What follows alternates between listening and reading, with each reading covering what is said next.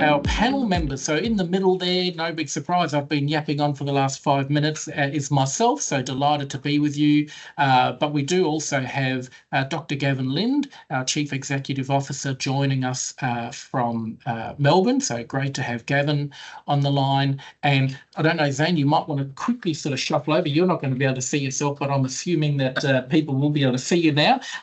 But Zane Hughes is just, we're delighted to have Zane as our chair of our Mining Strategic Workforce Advisory Panel. And Zane is also quite a senior researcher at CRC Time, and we're going to be really looking forward to just exploring some of those themes in a minute. Now I'm going to lovingly push you back over that way. I did say the word lovingly. But yeah, so we've got a great panel, and we're really looking forward to leveraging into their insights shortly. So in the 15 minutes I've got, I'm going to give you a very high-level overview of the 2024 Workforce Plan. Shout out, of course, to the entire Osmasa team that were, really part of bringing that together. For those of you that have shared the Osmasa journey with us for, the last year or so, will hopefully have seen that it's a significant step up from the initial Workforce Plan, which was just a very initial sectoral scan, and a lot more work went into the 2024 plan, certainly in regard to our data visualization. So just a little bit of light bedtime reading there for you at a casual 209 pages. But we're really proud that we've really been able to bring a lot more granularity of data into the workforce plan through multiple data dashboards, graphs, figures, tables, and importantly, started to introduce this concept of calling out what we see as areas of focus. And that area of focus might be something for industry to look at, but also something that Osmasa will take on board as work as well. And so over the next couple of slides, even though we will be going through them fairly quickly, you will see some areas of focus that are from the workforce plan. So as we're talking about some of these themes and trends, you can see, Osmasa is going to do something about that. And those 31 are split 17 in mining and 14 in automotive. Now, as a bit of context setting, one of the things that Osmasa has applied to our workforce plan is the use of ANZIC, which stands for the Australian and New Zealand Standard Industry Classification System.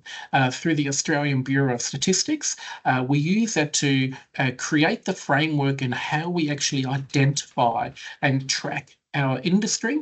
Now, in the instance of the mining industry, we are quite fortunate that the entire mining industry, as far as the remit for Osmasa is concerned, is actually captured in what the Australian Bureau of Statistics considers a main division. So mining has its own division, Division B, and basically everything under that division is the custodianship or responsibility for Osmasa to report on in relation to workforce planning. And you'll see there that we generally try to work at a granular level within a subdivision basis. So within the workforce plan, you will see separate sections and separate data dashboards for coal mining, oil and gas extraction, metal ore mining, non-metallic mineral mining and quarrying. Important to note, when you read the workforce plan, you'll see that it is quarrying, but also lithium mining is captured in that particular subdivision. And then we have the exploration and other mining support services section as well. And you can see the workforce breakdown there. With the limited time that we have today, I really don't have the opportunity to drill down to these individual subdivisions. But when you do go into the workforce plan, each of those subdivisions are treated in their own right, not only from an occupational data point of view, but also some of the nuances and challenges and opportunities that might be faced by those individual subdivisions. What I do have very briefly for us this morning is the overall mining industry overview. So at that Division B level, and we can see that, currently, and we use a rolling 4-quarter average of labour force data, you can see that the mining industry is sitting at around 312,000 workers. And it's been on a gentle incline over the last couple of years, bit of ups and downs, but it is growing at a gentle but steady rate. Now, some of these other statistics I'm sure we'll be touching on as when we get to the panel, and one is certainly around the female participation. We know that the mining industry has been doing additional work in that, and we'll have a look in a moment that there has actually been an improvement in this area over the last couple of years, which is great. But where we're at the moment, a 21% female participation when we've got a national workforce of about 48% average, we know that we've got more to do. Median age, not too much to say there, pretty much about right on. Now, a little bit worrying, and it's certainly something that we will probably discuss today, I would imagine, the fact that only about 8% of the mining workforce is what we would consider Gen Z, or age 25 or younger. And that's half of the national average. So the national workforce, 16% of the national workforce is Gen Z. And within the mining industry, it's only 8%. So that's not great. On the other end, maybe a little bit better good news is that we've got a smaller proportion of our age force that's probably at risk of going into retirement and leaving the industry. Although I should point out that when you do look at some of the more granular data, some of these sub-industries have quite a high proportion of their workforce that are, in that approaching retirement stage, but that is at more of a granular level. Quite a decent reliance on vocational education and training at 48%, and then 24% being a bachelor or above as well. One area where the mining industry does do, reasonably well, and one would certainly argue as it should, is around its engagement with First Nations employment. But we know that there's always more that can and should be done there. But we'll have a look at another graph around that in a moment. But within the mining industry, that is sitting at 5% versus a national average of around 3%. Being a bit of a parochial West Australian myself, always happy to see a map that says 51% of the mining workforce is in WA. We wouldn't have it any other way, followed by our colleagues in Queensland at 25%, and then obviously a bit of a breakdown around the rest of Australia. Moving right along. Now, the interesting thing is that when we use ANZIC to define the industry from a reporting point of view, we have the ability to then overlay that, or intersect that, I should say, with another Australian Bureau of Statistics framework, and that's called ANSCO, the Australian and New Zealand Standard Classification of Occupations. Now, in this instance, we're again looking at this at a very, very high level for the entire industry. The workforce plan will break that down into individual subdivisions, but you can see the kind of occupations, the top 20 anyway, that make up our industry. Importantly, those little orange exclamation marks that you see to the left of the occupation titles indicate that those particular occupations are experiencing a national skills shortage. And when you have a look at that and see that top 5 occupations within the mining industry in skills shortage, and if it wasn't for production managers, I would be able to say pretty much almost a top 10, but it's quite significant. The key occupations that the industry needs in shortage, which makes it difficult really for the mining industry to expand to the level that it needs to. On the right, what you're seeing there is a really interesting a data model that was developed by Jobs and Skills Australia in conjunction with Victoria University that, using a number of different metrics, looks at what it believes a projection of employment will be like within the mining industry through to 2033. Now, the important thing when you look at those graphs is that that is what the model predicts will actually be achieved, and is not necessarily an indication of demand. So by that, I mean the demand may well be much higher. In other words, if the industry had been capable of employing or finding or engaging more people at a particular occupation level, the industry may well choose to. This model is trying to predict what it believes is reasonably achievable for the industry to arrive at. It is obviously predictive, so we have to take that with a grain of salt. But what it does show is that there's a lot more recruitment that is going to need to take place for us to reach that growth for the industry. Now, I mentioned earlier that, throughout the workforce planning journey that we were on, a number of high-level themes started to emerge. And those are just summarised on this slide here. Now, these are specific for the mining industry. Some of these are shared with the automotive industry, but the automotive industry also has some of their more unique and individual ones. Not surprisingly, given what I've just talked about, is skills shortages. We know there's some education challenges, which I'll unpack for you very briefly in a moment.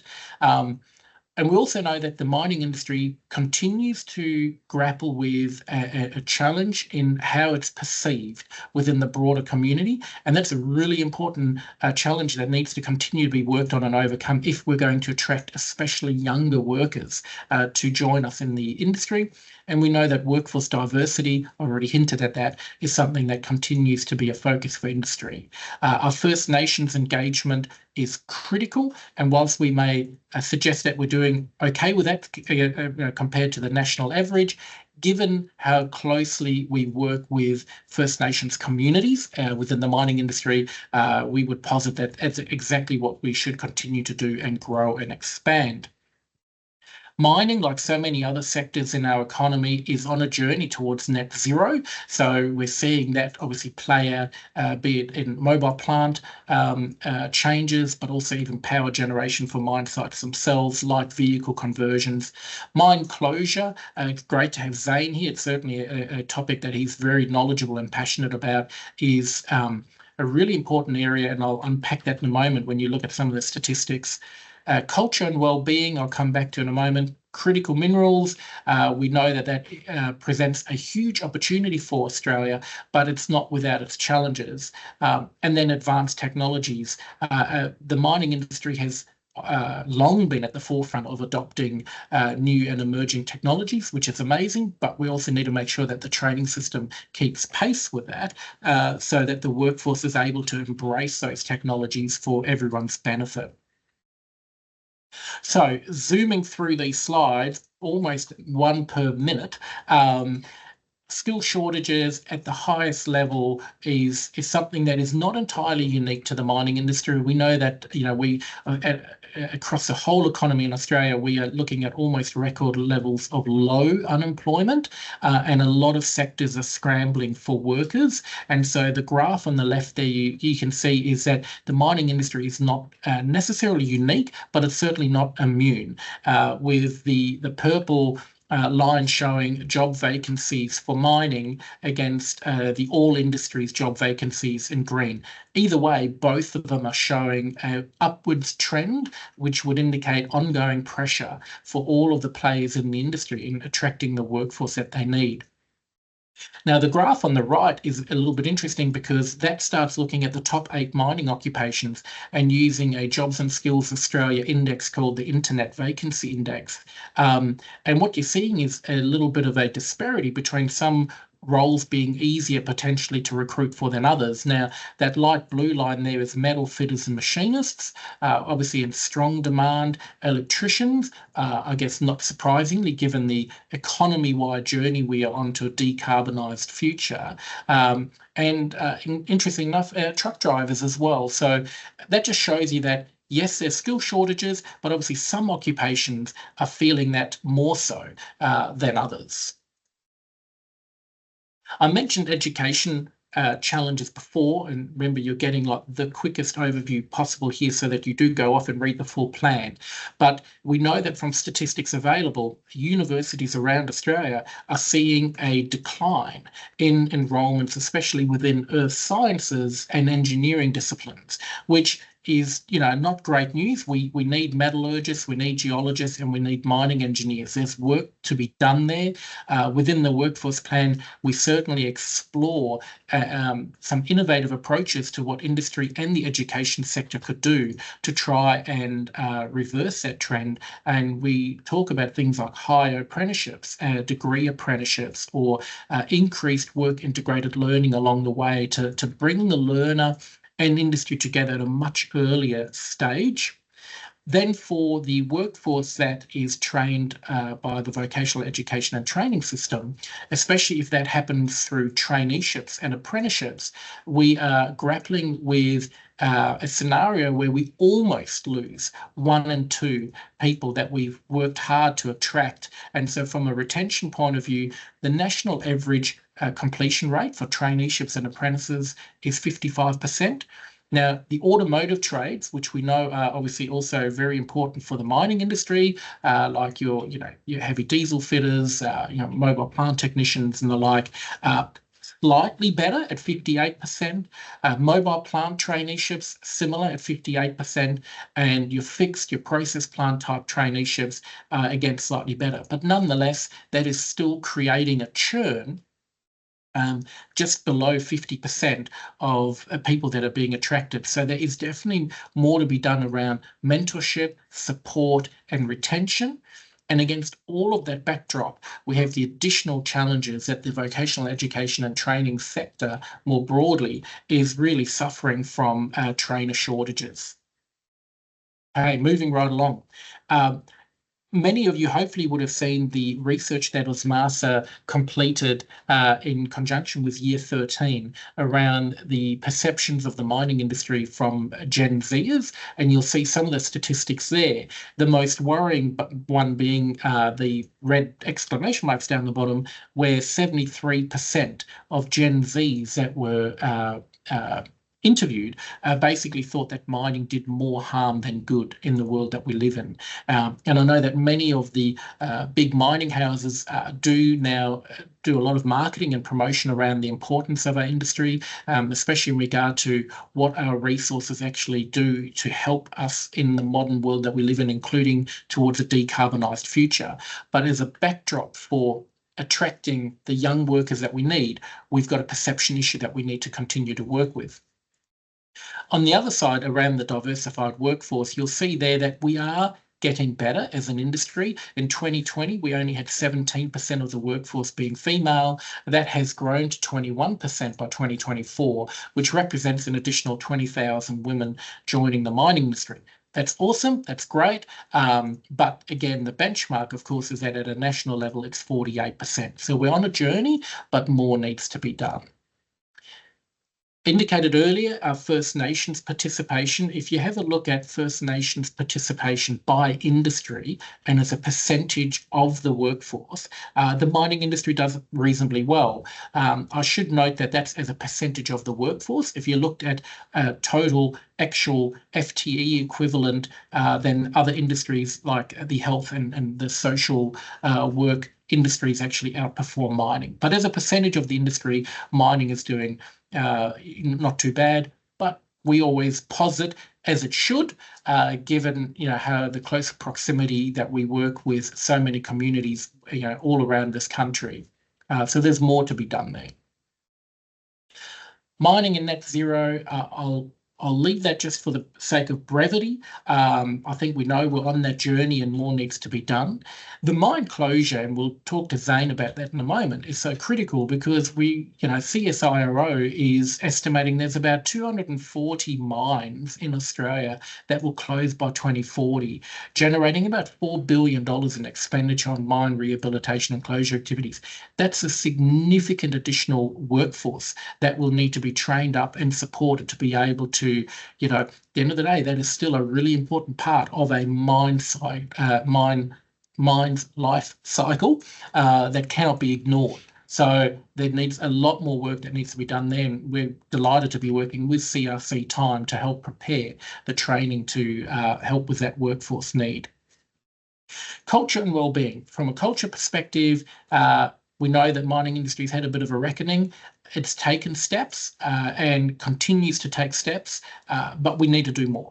Whenever these statistics come out, they don't make for great reading. The statistics on the left are not specific to the mining industry. They are across the board, but it just shows you that whatever journey we may be on, it's not over yet. On the same token, from a wellbeing point of view, we know that especially with remote working, even more so when it is in a FIFO setting, it does create mental well-being challenges for the workers and also their families. And so one of the things that Osmasa really wants to do is work with industry, look at going, are the training systems in place around mental well-being and resilience sufficient at the moment, or does something need to be developed that might be more bespoke to the mining industry? Critical minerals, all of us are following that very closely. We've got enormous opportunities in Australia in regard to the critical mineral reserves that we have. We know that on one hand, we're being told that we need so much more of it, how many more mines we need, the volume of critical minerals that will be required to help us meet our decarbonised future. But then we've also seen the vagaries of what can happen in the market, especially out of Indonesia with nickel. And so you're seeing obviously a whole roller coaster ride from, yes, we need it, but also we are, in a global economy, and it's still we're seeing that put projects and people at risk, which, from a workforce planning point of view, requires us to be agile. And finally, my last slide is just coming back around to this notion of advanced technologies. It's not new. The mining industry has always been at the forefront of adopting technologies that make mining safer and more productive. And we're absolutely seeing an ongoing surge of the use of things like artificial intelligence, autonomous operations, the Internet of Things and the interconnectivity that brings, the data that generates, robotics and drones. As a result of that, a whole lot of new occupations and occupational needs are being created, which is fantastic. Especially in the sense that will attract new people to the industry. It will hopefully offer flexibility of work. People may be able to join the mining industry without, actually traveling to the mines. They can be part of the mining industry, but maybe from a metropolitan hub. But it also then raises the important question of training, upskilling, digital literacy. All of these things are on the radar of Osmasa to make sure that we're supporting industry in making sure that we've got the training products in place to support industries. So, wow, take a breath, Jan, and I'm going to stop sharing and just pause there. Almost a marathon. I'm going to actually take a glass of water. Okay, so thank you, everyone. That was like the quickest overview I think I've ever done of our workforce plan. But again, if you haven't availed yourself to the actual workforce plan, I do welcome you to get a copy, and we will put the QR code up a little bit later. Now, we've got Gavin online there. Zane, come on and schmoozy on over. I'm going to make room for you. So again, Zane, thank you so much for joining us. Gavin, thank you so much for joining us from Melbourne. There's a lot of, information to digest there. And maybe if I can start off with yourself, Zane, like I said, you are the chair of our Strategic Workforce Advisory Panel, and you've really seen firsthand how diverse the workforce is within the mining industry. What do you see as the biggest challenge and the biggest opportunity facing the industry in relation to its workforce? Firstly, thanks very much for Osmasa, Jan and Gavin for having me in the Strategic Workforce Advisory Panel. I'll acknowledge Noongar country that I'm on today and my own country up at Doomadgee. I'm a Wanyee person from northwest Queensland.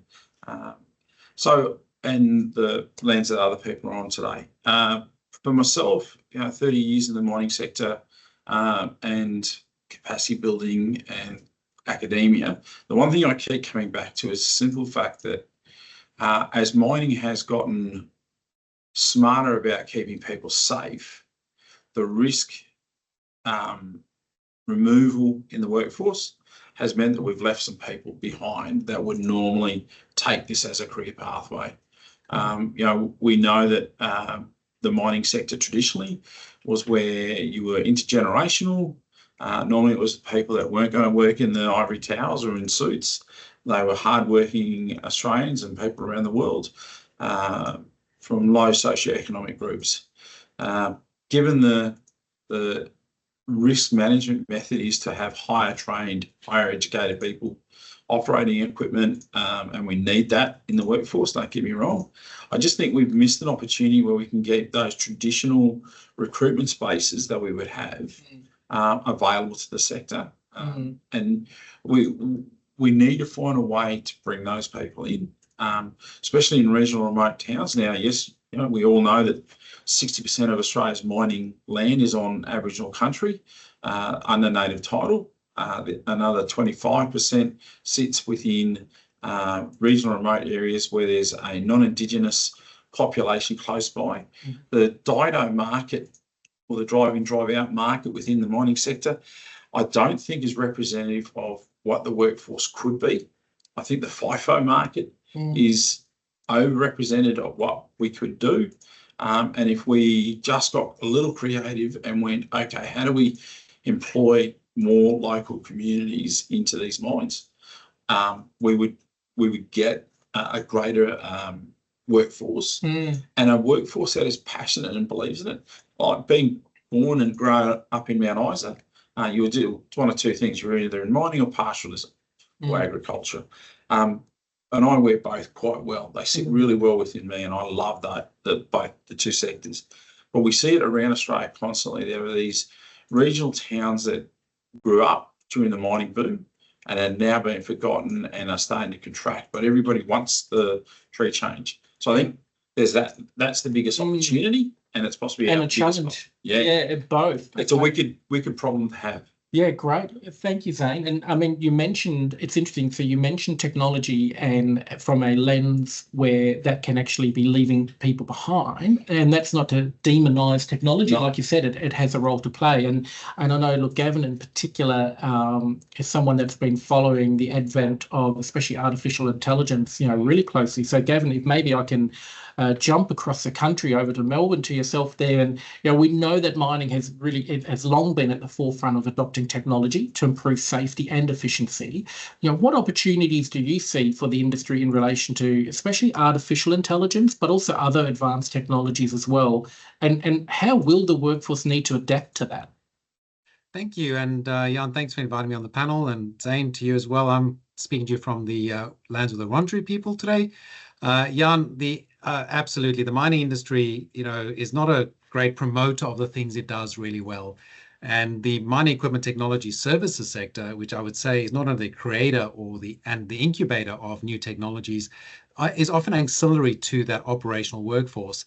And I think, Zane, to your point, the attraction of people working in, they've got to be a lot closer to how technology is affecting their jobs. And it's the way someone needs to, as a diesel mechanic, let's say, or diesel fitter, it's the interface with the iPad technology that is doing diagnostics. I think these are the things that we see changing in a heavy-duty diesel fitter. It's also the way we see, and you're right, Jan, the safety benefits of technology adoption. Initially, it was to remove people from unsafe, operators from unsafe environments. It was never to remove someone from a job. It was to fundamentally look after their safety first. And as we know, the whole scare campaign in a way, is artificial intelligence in the AI and the way we understand it today. That term has been around a very long time, but it's not taking your job, but it's changing the way you're doing your job. And it's about that connection point as to how can you work with machine learning, AI, technology adoption to do your job even safer. How does these new jobs attract new people to the industry, Zane? Be they metropolitan people that can now operate a vehicle from far away, so that brings a new cohort. But also, what is that closest community uplift look like in what this is? So yes, Jan, you're absolutely right. When NASA comes to look at Western Australian operations and go, how do we look at extraterrestrial operations? The answer lies on Earth. And these are the things that we do extraordinarily well. Yeah.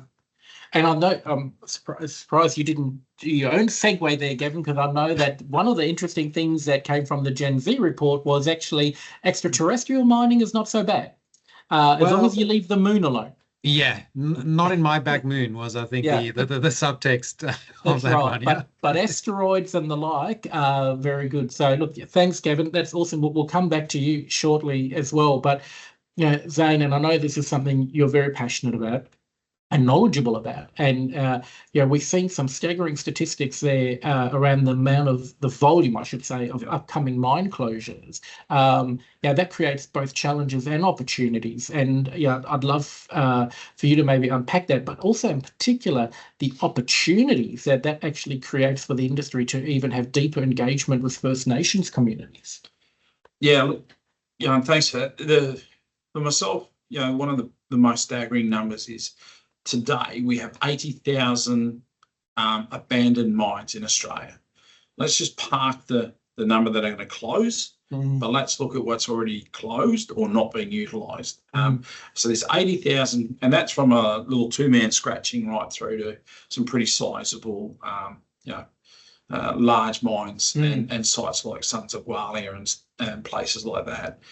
If we were to look at the interest from today's generation being environmental and repairing of the land, and we then apply the net zero concept, the benefit of closing mines properly and revegetating those 80,000 mining leases in itself would mean that we would have a generation of young people who do see the benefit of mining, who then go, okay, yes, mining is a good space to work because they care for country. We're going back to clean up the areas of the past. There are a litany of sites that are not just mining, that are abandoned. There's fuel dumps and building rubble and municipal waste sites around Australia that haven't been dealt with properly. So mining's not the bad guy in all this. Generational knowledge has improved how we do it now. And that's where the technology and knowledge comes in. So if we just look at the 80,000 abandoned mines and we go, okay, how do we close and clean up those? That in itself is part of mining. And we can't walk away from our obligation and responsibility to deal with that closure. So if we start closing those 80,000, we then can come and look on the immediate future. And in 20 years' time, we'll have closed 254 tier 1, tier 2 mines in Australia, $40 billion. The majority of those are estimated to close in the next 10 years based on their current life of mine asset licenses. That comes to about $2 billion a year being spent on closure and ecological restoration of sites, removal of waste, and I think somebody said to me the other day, it's 190 billion tonnes, 190 million tonnes of steel is sitting in WA, not being reprocessed for closure. 190 million tonnes of steel sitting in Australia, in Western Australia, that we could rip down today, return, repurpose, and reuse. That statistic alone says to me we need to look a little bit different at how we close mines. And what we do when we close mines, we need to look at how we close mines and the impact on the communities around them. We've got Latrobe Valley, 3 coal mines closed there. The psychological impact on that is huge. Hunter Valley, we've got, I think there's 13 or 14 regional centres in the Hunter Valley and towns that'll be impacted upon by the closure of some coal mines there. Collie in itself, we have a learning an environment here in WA alone. Collie has been closing constantly from coal mine and now lithium and gold mines. And the resilience within these communities, we need to go in and go, okay, how did you become resilient? What do we need to do to these other communities that are about to need this resilience? So we can almost splice into the DNA of certain towns. Hey, you need to be ready for this. My hometown alone, Mount Isa, Xstrata Glencore now talking about closing the copper smelter. It's going to lose 500 jobs. There are these slow cuts that technology are going to create for us, and environmental improvements are going to start to cut and close towns down. And we need to look at what are we doing to get these towns ready for these things. And that is very much a mining sector responsibility. And like I said, we're sorry, Gavin.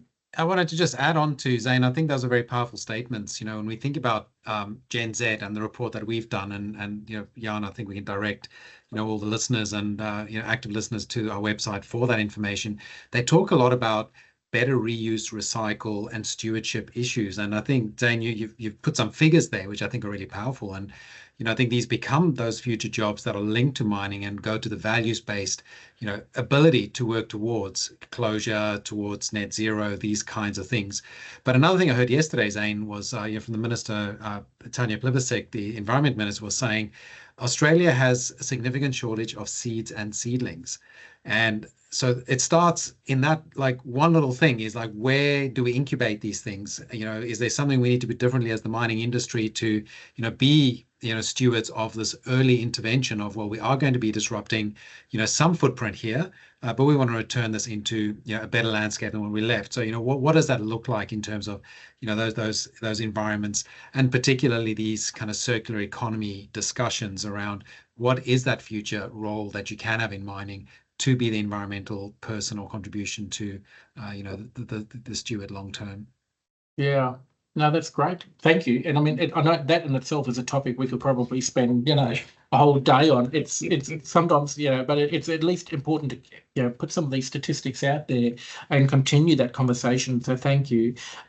Gavin, I mean, you're a mining engineer, you know, by your own background, and you know, we know the MET sector is really critical to the industry.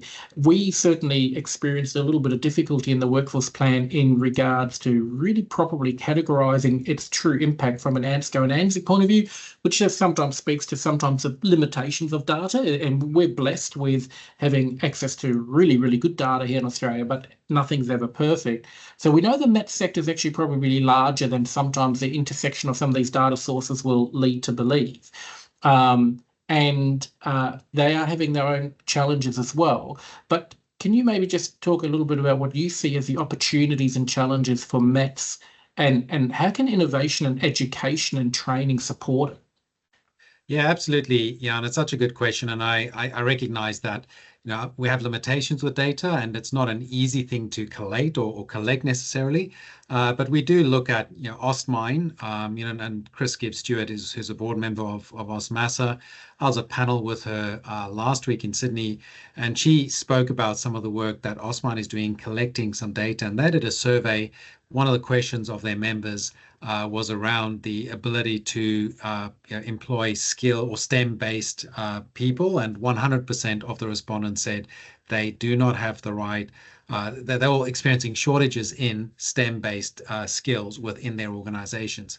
So the other bit of information around this is, you know, our data has about 320,000 operational workforce. But for every one in operating mining, there's 9 who are ancillary to it that work in the MET sector. So it's a figure well over 1 million. It's 1 in 10 Australians is, you know, somehow connected to their work with the mining industry. That's massive. You know, that it's a proud thing for Australia to have, you know, resources-based economy that we do have. So therefore we need to, you know, accelerate the innovation, accelerate the incubation and the creation of these new technologies. I think Australia has something like 6,500, might be wrong on this figure, but I know it's over 6,000, but maybe not 6.5, unique patents in mining. And I think that's not celebrated enough as well. So there's things happening here, but how do we capture this information? And I think that's a real opportunity for us as AustMassa to have a look at what that connection point with the MET sector actually is. It's also where a lot of the professionals work. So, you know, it's the mining engineers. You're right. I am a mining engineer originally, perhaps not a very, you know, good one, because now I do, you know, other things. But I know that operationally, there's about 5,500. Our data shows 5,700 mining engineers work operationally, but that's in our data set. But there's 12,000 that work in Australia. So they are somewhere, and they are in the professional services. So auxiliary too, but those shortages remain very, very real. Yeah. Oh, thanks, Kevin. Now we do have some additional questions available for the panel. However, again, wanting to be really respectful of everyone's time, and it's fantastic to have 74 people joining us on this webinar. Love to open it up to the participants. So please use the chat function if there's a question. Otherwise, don't get me wrong, we'll gladly keep chatting. We're not short of opinions. But if there is anyone that would like to ask a question of the panel, speak now or forever hold your peace sort of thing. Use the chat, and I can't see anyone having chucked anything in there yet. I might just wait a second. Well, can I take privilege while we do that? And Zane, I know we talk about Gen Z generally as a economy-wide thing, but what about young Indigenous people? And what are they thinking about in terms of career prospects and their decision making pathways, not only to broader jobs, but what are their values, and what have you been hearing and seeing in community? Gav, thanks very much for that question.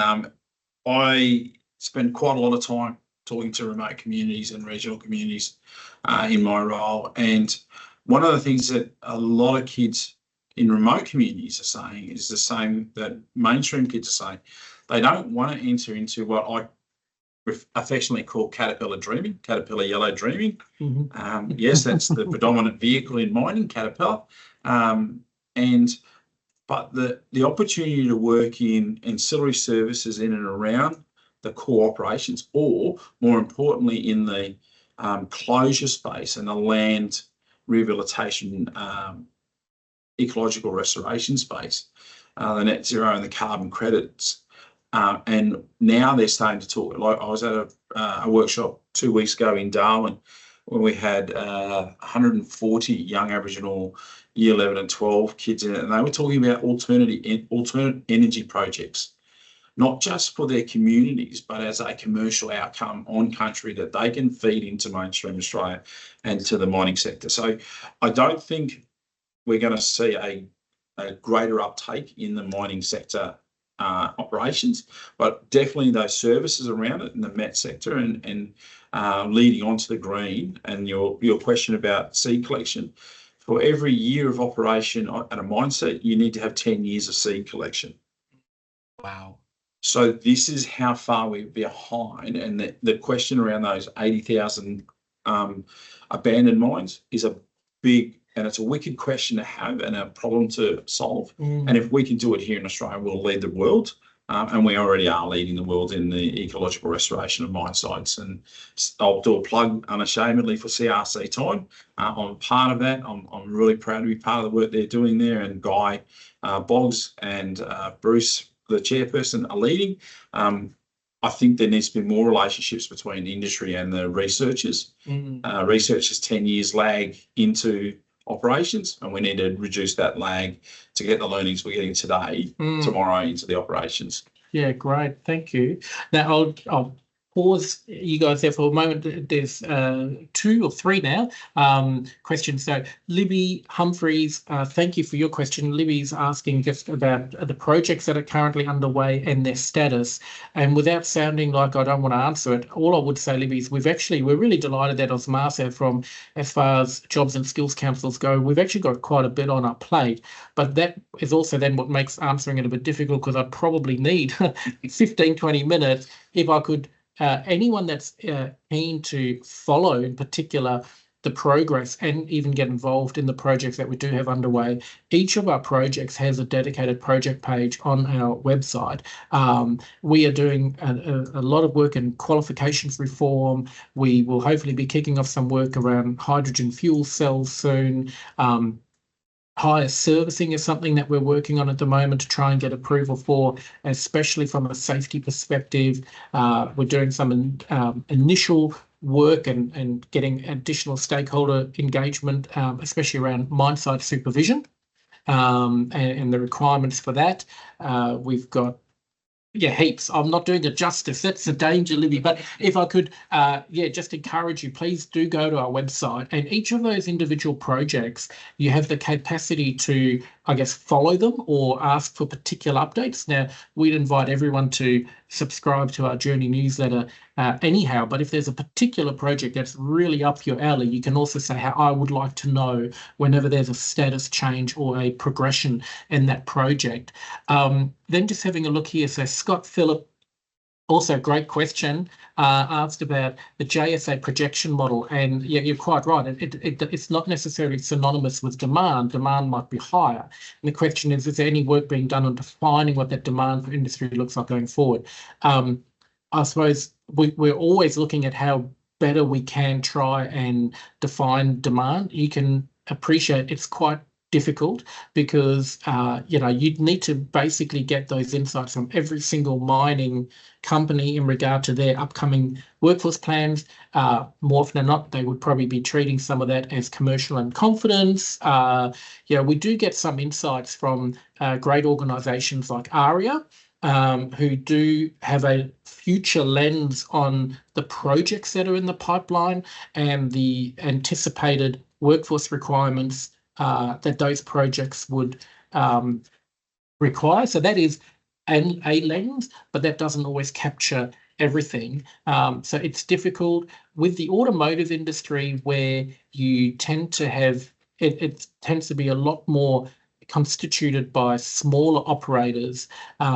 You do have some of the member-based organisations in the automotive industry going out and doing surveys where they might be getting 4,000 or 5,000 responses. And just by the volume of those responses, you can maybe better try and attenuate what that trend would be like. The only thing that we could kind of point at the moment is the feedback that we get from industry that's saying there's definitely unmet demand. And also when you look at indicators like the Internet Vacancy Index, and the key word there is index, the exact figure that it sometimes points to is not always the best answer, but the trend is certainly showing that the advertisements are still outstripping the ability to recruit. So I'm hoping that's probably as good as an answer I can give you there, Scott. And let me just see, Fazi, do you foresee a negative impact on the mining automotive industry with the uptake of decarb projects like electric battery trucks, diggers, locomotives, and what that looks like for the integration of AUR, MEM coils with? Wow, okay, that's a technical one. We may need to take that on notice. Look, I will go out on a limb and say, look, as far as negative impact, I don't think so. I think the industry certainly is on board in regard to the transition to decarbonised. If anything, we probably see it as opening more opportunities and new opportunities for people. Now, rather than the use of word negative, I would say, are there challenges associated with that transition? Yes, because it does create upskilling requirements. We know from the automotive industry to take a light vehicle technician who works on internal combustion engines to upskill them to work on an electric vehicle, you're looking at about $7,000. Now, in its singularity, that may not seem like a lot, but in the automotive industry, very, very tight margins, very competitive, and the sheer volume of how many technicians would need to be upskilled, you multiply that by $7,000, it becomes quite a big task. So I think there's challenges in making sure that we actually prepare the current workforce and future workforce to work in that environment. But I think the impact ultimately will be positive.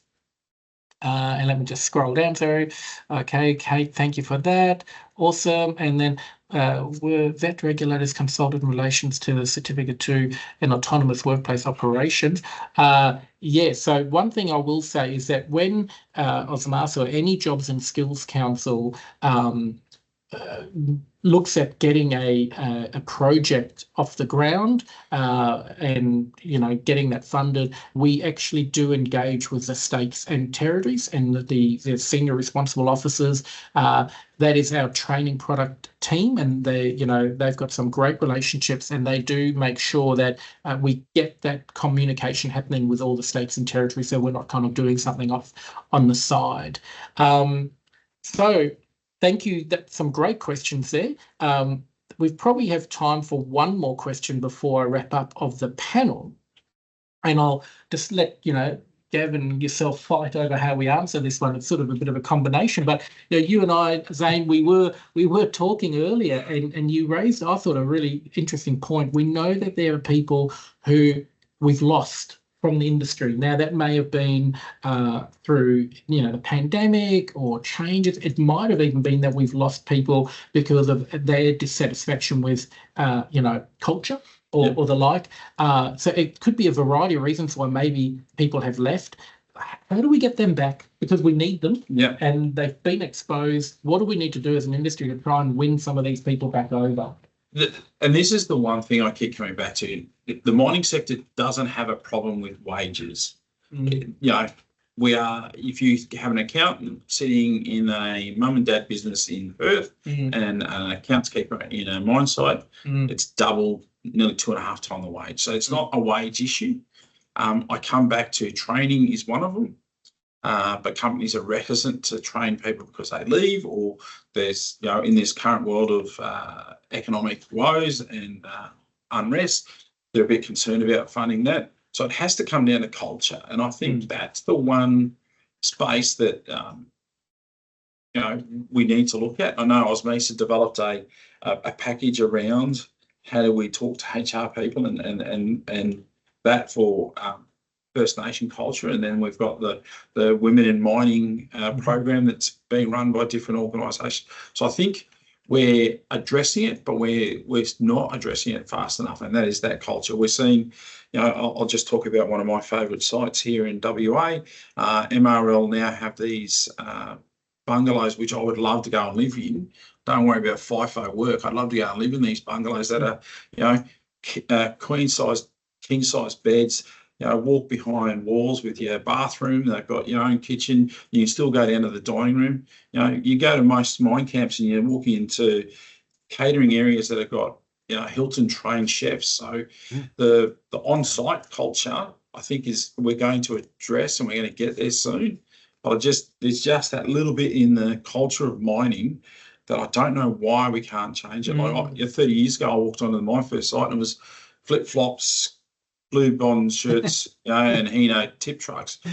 We've moved so far past that. I've seen young girls with long nails and beautiful hair getting off flights. So we're there, but there's just something missing. We haven't had enough of a look at it. I think that's probably where we need to look. And to that point, but what it also says is there's opportunity. Yeah. There it is. We have not, we have not exhausted all of the evident avenues. Now, thank you. I've just got to be very quick. I want to be very respectful of everyone's time. Now, quickly, there is a question there from Ziggy Kuleja. I hope I didn't butcher that. If I did, I'm really sorry. Probably we won't have time to answer that. It's actually a great question, Ziggy, in the chat there around especially the engagement with school students. Would love to be able to take that offline. Happy to engage with you outside of this webinar and keep that conversation going. But yeah, that is definitely a great question. Probably, unfortunately, not time to answer that right now. In the 3 minutes, I suppose, that we have left, I did promise some QR codes. Don't want to be turned into a liar. For the off chance you haven't got your own personalised copy of the workforce plan, please do avail yourself to that. You got 3 QR codes there. The one on the left will give you the full one.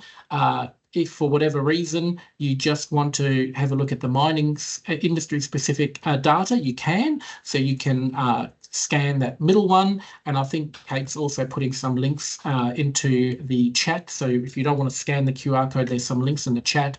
But importantly, it's fantastic for us to hold these sort of engagement sessions and roundtables, but we really would love your feedback. We always want to look at improving what we do. And so if you read the workforce plan and there's a particular area where you either think that we've done a good job, or where you think that we might have missed an opportunity where we could have maybe gone deeper into something, or where you think we should be introducing an additional topic, there is a link for you to provide feedback. It's really valuable to us, so please do avail yourself to that. So I'll take that down just so that we don't finish on on a screen share.